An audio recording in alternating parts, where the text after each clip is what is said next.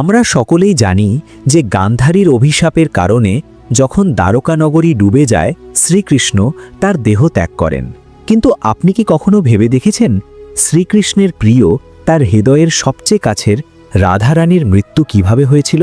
তার শেষ ইচ্ছা কি ছিল এবং তিনি শ্রীকৃষ্ণের কাছে এমন কি চেয়ে বসেছিলেন যা আজও আলোচনার বিষয়? এটি এমন একটি প্রেম কাহিনী যা সময়কে অতিক্রম করে গেছে। এটি সেই বন্ধন যা শরীরের নয় আত্মার সঙ্গে যুক্ত।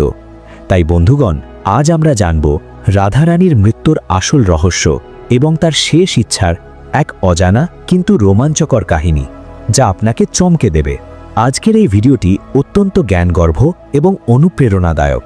এই কারণে কাহিনী এবং এই রহস্যটি বোঝার জন্য ভিডিওটি অবশ্যই সম্পূর্ণ দেখুন, কারণ এই কাহিনীটি সম্পূর্ণ শোনার পর আপনার জীবন সার্থক হয়ে উঠবে।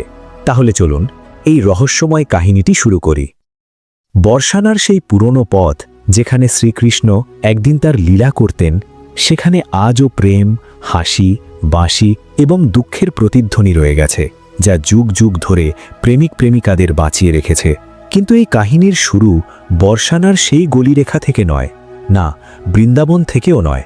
এই কাহিনী শুরু হয় এক কুঞ্জ থেকে, যেখানে বৃদ্ধা হয়ে ওঠা রাধা তার অন্তিম সময়ের প্রতীক্ষায় ছিলেন।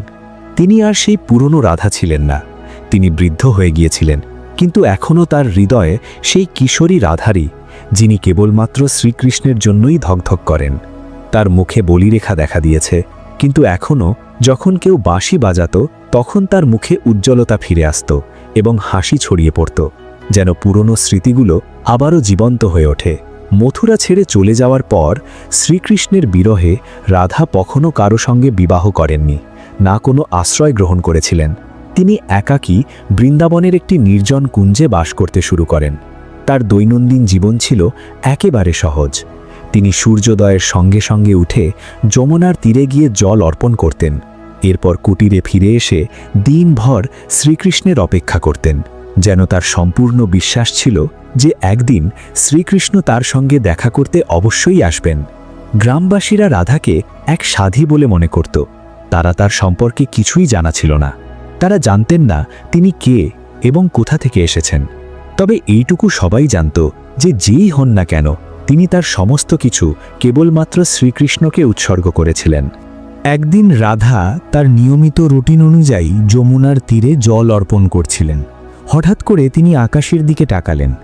বাতাস নিস্তব্ধ হয়ে পড়ল এবং তার হৃদয়ে একটি কম্পন অনুভূত হল, যেন পুরো ব্রহ্মাণ্ড তাকে কিছু বলতে চাইছে।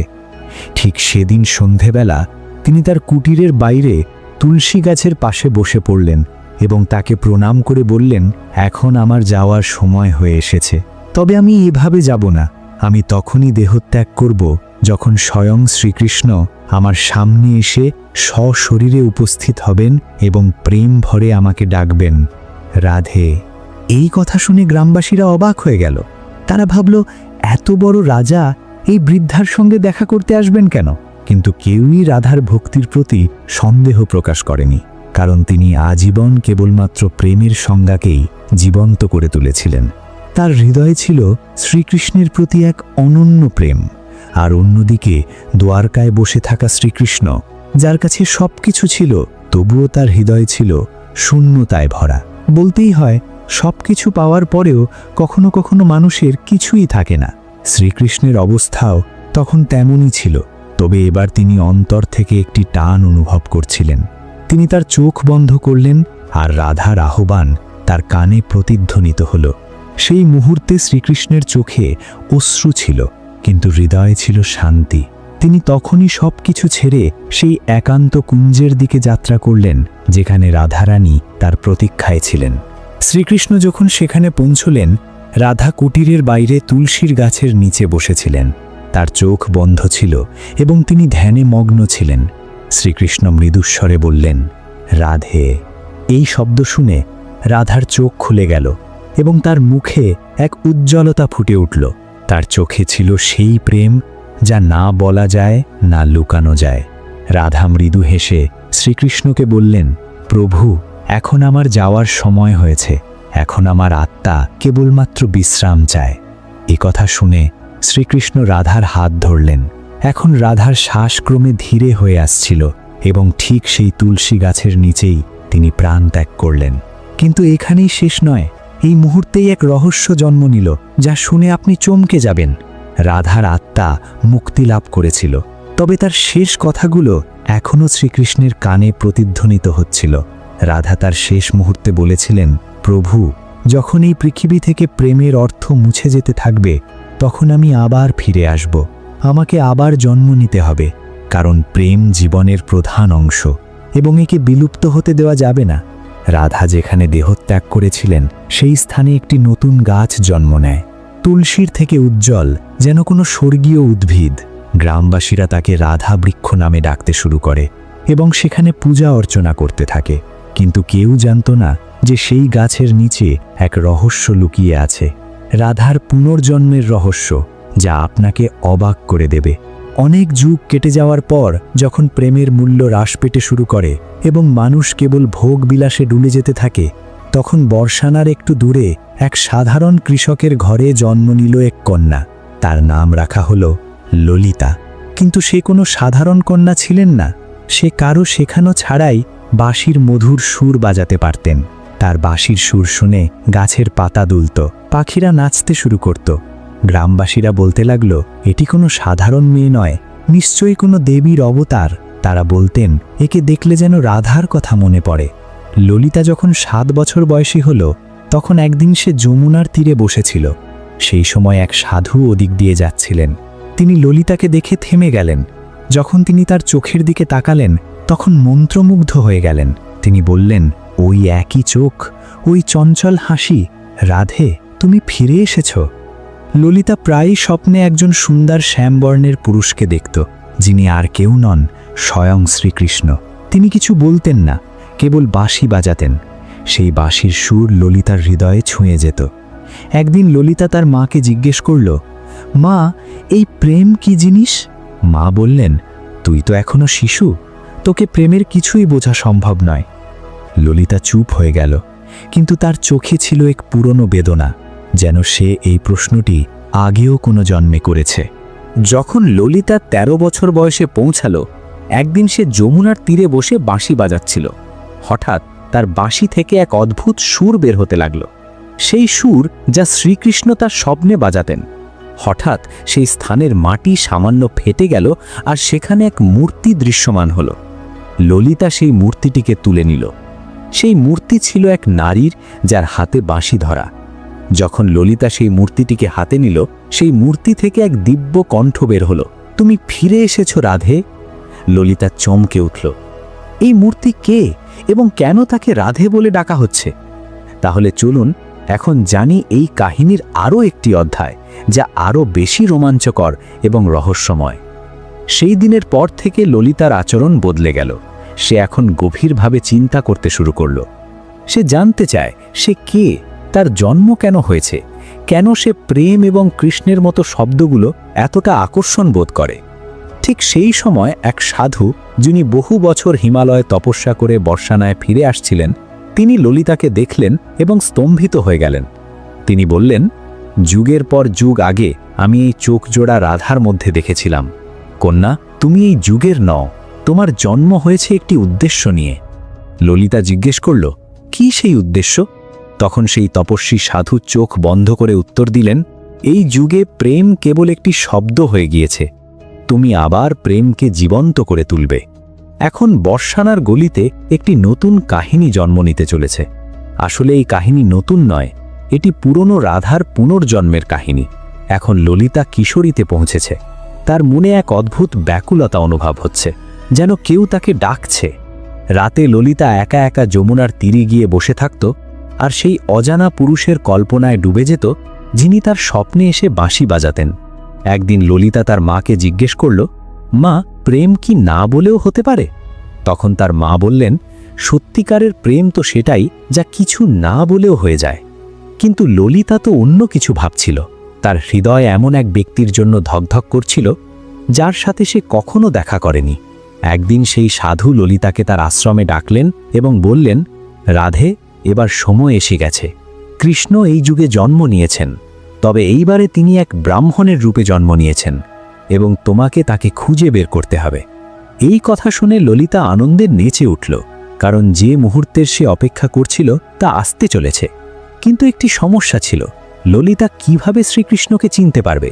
তখন সেই সাধু বললেন, যখন তিনি তোমার সামনে আসবেন তুমি নিজেই তাকে চিনে ফেলবে।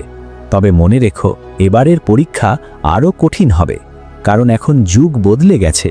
তোমার প্রেম এবার আর কেবল ব্যক্তিগত থাকবে না, এবার তোমাকে মানুষ এবং সমাজের মুখোমুখি হতে হবে এবং সমগ্র পৃথিবীকে প্রেমের আসল অর্থ বোঝাতে হবে। এখন শ্রীকৃষ্ণ পুনর্জন্ম নিয়েছেন এবং এক নবযুবক সন্ন্যাসীর রূপে রয়েছেন, যার নাম অনন্তানন্দ। তিনি মানুষকে ধর্ম উপদেশ দিতেন, কিন্তু কেউ জানত না যে অনন্তানন্দ আসলে কে। যখন তিনি উপদেশ দিতেন, তার প্রেমময় বাণী শুনে লোকেরা কেঁদে ফেলত। তিনি বলতেন, প্রেম কেবল দেহগত নয়, আত্মার সম্পর্ক। প্রেম মানেই ত্যাগ ও সমর্পণ। কিন্তু ভিতরে ভিতরে তিনিও অসম্পূর্ণ বোধ করতেন। তিনিও প্রতিটি রাত যমুনার তীরে গিয়ে বসতেন আর সেই অজানা নারীর স্বপ্নে হারিয়ে যেতেন। একদিন সেই সাধুর নির্দেশ অনুযায়ী ললিতা তার বাবা মাকে প্রণাম করে একাই বেরিয়ে পড়ল তার অজানা প্রেমের খোঁজে। হাতে কেবল একটি ছোট বাঁশি এবং হৃদয়ে দীর্ঘ সংকল্প নিয়ে সে গ্রামে থেকে গ্রামে ঘুরত। কখনো কোনো কাহিনী শুনত, কখনো অনেক সন্ন্যাসীর সঙ্গে দেখা করত, এই আশায় যে সে তার প্রেমকে খুঁজে পাবে। কিন্তু কোনো সন্ন্যাসীর মধ্যে সেই তেজ খুঁজে পায়নি, যে তেজ কেবল আত্মা থেকে অনুভব করা যায়। অবশেষে একদিন সে পৌঁছালো এক নগরে। সেখানে একটি বিশাল উপদেশ সভা বসেছিল। সবাই বলছিল, আজ অনন্তানন্দ স্বামীজির উপদেশ আছে। তার কথা শুনলে হৃদয় কেঁদে ওঠে। ললিতা জনতার ভিড়ে বসে পড়ল। অনন্তানন্দ মঞ্চে এলেন। যখন তিনি চোখ তুললেন, তার চোখ পড়ল ললিতার চোখে। এক মুহূর্তের জন্য সময় থেমে গেল। তিনি কিছু বললেন না, তবে তার চোখ বলছিল, তুমি এসেছ অবশেষে। ললিতা হতবাক হয়ে গেল। সেই একই চোখ, একই চাহনি, এ তো সেই চোখ যেটা সে জন্মের পর থেকে স্বপ্নে দেখে এসেছে। তিনি বক্তব্য শুরু করলেন, আজ আমি কোনো শ্লোক বলবো না, আজ আমি বলবো সেই প্রেমের কথা যা যুগে যুগে আত্মাকে জাগ্রত করেছে। তার প্রতিটি শব্দ যেন ললিতার হৃদয়কে ভেদ করে যাচ্ছিল। এই সেই সুর যেটা সে জানে, এই সেই বাণী যা সে বারবার স্বপ্নে শুনেছে। সভা শেষে ভিড় কমে গেলে ললিতা ধীরে ধীরে তার দিকে এগিয়ে গেল। তিনি কিছু বললেন না, শুধু একটি মৃদু হাসি দিয়ে বললেন, তুমি এসেছ রাধে, আমি জানতাম তুমি আসবে, আমরা তো আলাদা হইনি কখনো। ললিতার চোখ দিয়ে অশ্রু ঝরতে লাগল। সে বলল, কেন তাহলে এই জন্ম, কেন এত দূরত্ব? তখন অনন্তানন্দ বললেন, এবার প্রেম কেবল আমাদের মধ্যে সীমাবদ্ধ নয়, এবার আমাদের প্রেম হবে এক উদাহরণ যা মানুষকে দেখাবে আত্মিক প্রেম কিভাবে দেহের ঊর্ধ্বে যায়।